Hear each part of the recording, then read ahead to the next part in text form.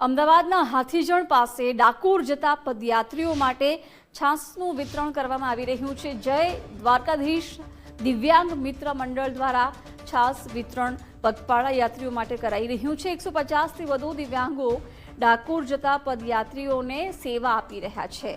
સેવા કેમ્પમાં રણછોડરાય ભગવાનના ભજનનું પણ આયોજન કરવામાં આવ્યું। દર વર્ષે દિવ્યાંગ મિત્ર મંડળ દ્વારા આ પ્રકારે પદયાત્રીઓને સેવા આપવામાં આવે છે। છેલ્લા 5 વર્ષથી આ પ્રકારે સેવા કેમ્પનું આયોજન છે દિવ્યાંગ મિત્ર મંડળ કરે છે।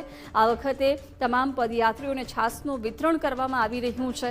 ઉનાળાની શરૂઆત પણ થઈ ગઈ છે, ત્યારે આ કાળઝાળ ગરમીમાં પદયાત્રીઓ ડાકોર પહોંચી રહ્યા છે। તમામ પદયાત્રીઓને દિવ્યાંગ મિત્ર મંડળ દ્વારા છાસનું વિતરણ કરવામાં આવી રહ્યું છે। છેલ્લા 5 વર્ષથી દિવ્યાંગ મિત્ર મંડળ છે એ સેવા કેમ્પનું આયોજન કરે છે। રણછોડરાય ભગવાનના ભજનનું પણ સેવા કેમ્પમાં આયોજન કરવામાં આવ્યું છે, જ્યાં તમામ પદયાત્રીઓ આરામ પણ કરે છે અને ભજનનો પણ લાહવો લે છે। 150થી વધુ દિવ્યાંગો ડાકોર જતા પદયાત્રીઓને સેવા આપે છે। જય દ્વારકાધીશ દિવ્યાંગ મિત્ર મંડળ દ્વારા છાસનું વિતરણ કરવામાં આવ્યું છે। 150થી વધુ દિવ્યાંગો ઠાકોર જતા પદયાત્રીઓને સેવા આપી રહ્યા છે।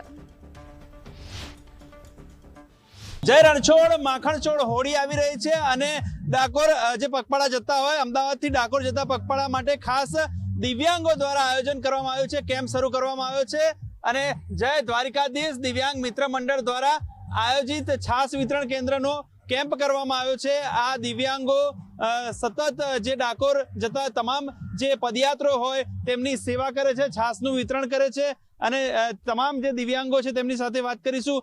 જી, આ વખતે આ કેમ્પ કર્યો છે, કેવી રીતનું આયોજન છે, કેટલા ટાઈમથી કરો છો?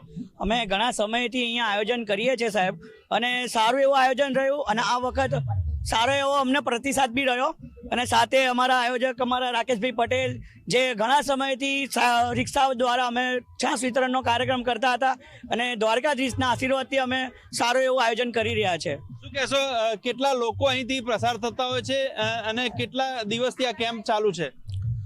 જય રણછોડ, પહેલા તો ગુજરાતી જનતાને અને ડાકોરની શુભકામનાઓ। અહીંયાથી અમે દર વર્ષ દિવ્યાંગ દ્વારકાધીશ મિત્ર મંડળ દ્વારા છેલ્લા 5 વર્ષથી છાસનો અવિરતપણે પ્રોગ્રામ કરે છે, આયોજન કરે છે, કેમ્પનું આયોજન કરે છે। લગભગ અમે 3 દિવસ સળંગ 11, 12 અને 13 હોળીના આવતા પહેલા 3 દિવસની અંદર છાસનો કેમ્પ કરીએ છીએ। અહીંથી હજારો ને લાખોની સંખ્યાની અંદર શ્રદ્ધાળુઓ જતા હોય છે અને અમારી ઠંડી છાસનો લાભ સેવાનો લાભ લેતા હોઈએ છીએ। અને બીજી વસ્તુ કે ગમે તે યાત્રાઓને અમે કહીએ કે જય રણછોડ પછી છાસ પીવો, જય રણછોડ છાસ પી બોલો, જય રણછોડ બોલતા જાઓ, છાસ પીતા જાઓ, એક અમારો નારો છે।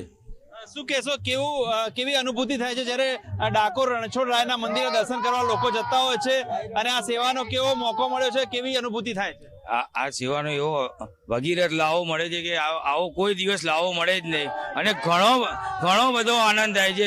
અમે દિવ્યાંગ હોવા છતાં પણ અમે જે આટલા બધા સાથ સહકાર આપે છે એના હિસાબે અમને બહુ જ આનંદ થાય છે। દ્વારકાધીશ દિવ્યાંગ મિત્ર મંડળ દ્વારા જે કેમ્પ કરવામાં આવ્યો છે અને લાખો શ્રદ્ધાળુ અહીં જે છાસનો પ્રસાદ ગ્રહણ કરીને જાય છે। દર વર્ષે આ આયોજન કરવામાં આવે છે અને આ દિવ્યાંગ મિત્ર મંડળ દ્વારા છાસનું આયોજન કરવામાં આવ્યું છે અને લોકો ઉત્સાહપૂર્વક આ આયોજન કેમ્પમાં જોડાયા છે। કેમેરા પર્સન મનીષ દવે સાથે સચિન કડિયા, ગુજરાત ફર્સ્ટ, અમદાવાદ।